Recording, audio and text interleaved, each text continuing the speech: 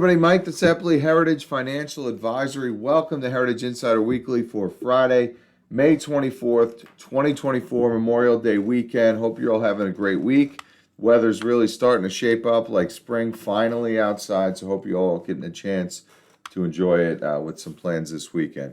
Back to update you on the markets and the economy, coming off of a week off of the production last week, so we want to update you on the news of the week and talk about some of our views of the market, a market that has performed very well so far in 2024, has come a long way in a short period of time. So let's take a look at some of the key events for this week. None larger than NVIDIA's earnings report on Wednesday, right? Really the most anticipated earnings report probably of earnings season. What's unique about NVIDIA is it tends to always report about 1 month after the rest of big tech, right? So we already got through Microsoft and Apple and Amazon and the likes, and here comes NVIDIA a month later. The results were very good for NVIDIA, coming in above expectations for both earnings and revenue.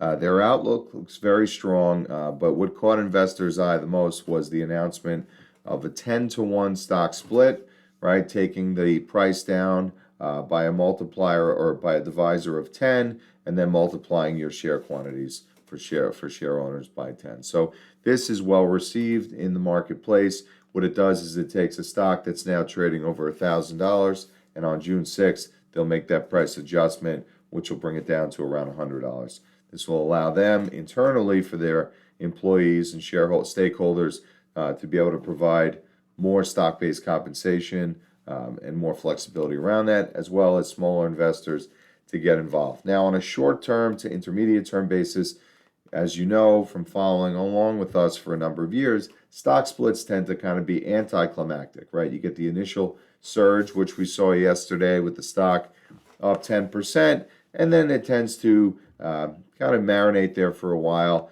because really stock splits are nothing more than financial engineering. The company is worth the same the day before and the day after. We're just adjusting the share price to make it more palatable, if you will, for smaller investors. But nonetheless, very happy to see this news from NVIDIA, such an important stock in the market. We've talked a long time about how NVIDIA was headed towards 1,000, to 1,000, and here we are. So the future is still very bright for NVIDIA, but like any stock that makes a very big move in a short period of time, it's probably due some consolidation at some point, and big round numbers like 1,000 tend to be a pretty good place for that to happen. So let's take a look at the market, our developments in the market. Market continues to follow the plan very closely. Our views are evolving as the market has continued to move higher. This last stage, if you will, of this rally has been on very low volume. It's been very unconvincing, and it's caused us to shift our view slightly. Okay, so our view on a longer term view of where we end this year is still very positive. We think we end the year higher than we are here. And let's be honest, folks, if the year ended here today, 2024 would go in the books as a very strong year as well, already seeing double-digit performance on the major averages through not even the end of May, right? So again, this has been a good year, but we do need some consolidation along the way. And so what we're looking for, what we're expecting, if you will, is that markets at some point here potentially soon, will correct again, right? So similar to the action that we saw that came in the end of April, right, where we had a correction, pretty swift, not as deep as we would have liked to see, right? I know corrections, seem like why would we ever be hoping for one or rooting? We're not hoping for one, but I think for the overall market structure, markets have gotten a little bit complacent, investors have gotten a little bit complacent. So we're looking for something like this, but perhaps a little bit lower, right, than where we went in April.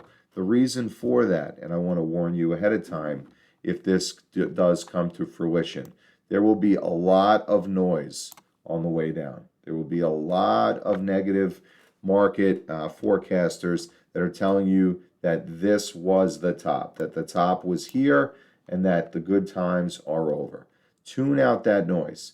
This is what the market needs sometimes to really get investors back on even ground. The market does not like when too many people are optimistic or too many people are pessimistic. that tends to mark inflection points, right? And so what we're expecting is to see something like this develop with a pretty fair sense of speed. And I think that it will take anybody who's on the fence, wishy-washy in their views, and will put them on the wrong side of the market yet again. So as a reminder, this phase will be noisy. We don't think it'll be very long, weeks to a month maybe, sometime inside of 2 months. Where that will take us now. Let's just talk about where that could potentially take us. What we think is you're likely looking at a target right in the area of the purple box, which represents 46 to 4,800 on the S&P. Now you might be thinking, Mike, how do you get that as a target? And folks, a lot of markets is mathematics, right? It's arithmetic. When you look where we started in October and where we are now, you're looking at a 1,200 point rally on the S&P 500. 1,200 points. So in the world of markets, a correction, or a retracement as we sometimes call it, would be completely normal to see us in an uptrend, which we are certainly in an uptrend, to see us retrace half of that ascent. So 1,200 points up takes you from, what do we have, 4,100 to 5,300 on the S&P. Let's call it 42 to 54. 600 points down will take you 5,400 to 4,800. And that would be a very viable zone. So that does not mean we're just going to start wholesale selling everything that we own. We still think that good investments need to be held through corrections. However, you might see some changes in the portfolio, just a little additional cash, trimming some positions, pruning, if you will. So keeping our core, but taking a little bit of the risk off the top, and then we'll look to add that back here. So that's our expectation in the market. So when it happens, remember, it'll be loud, it'll be noisy, tune it out.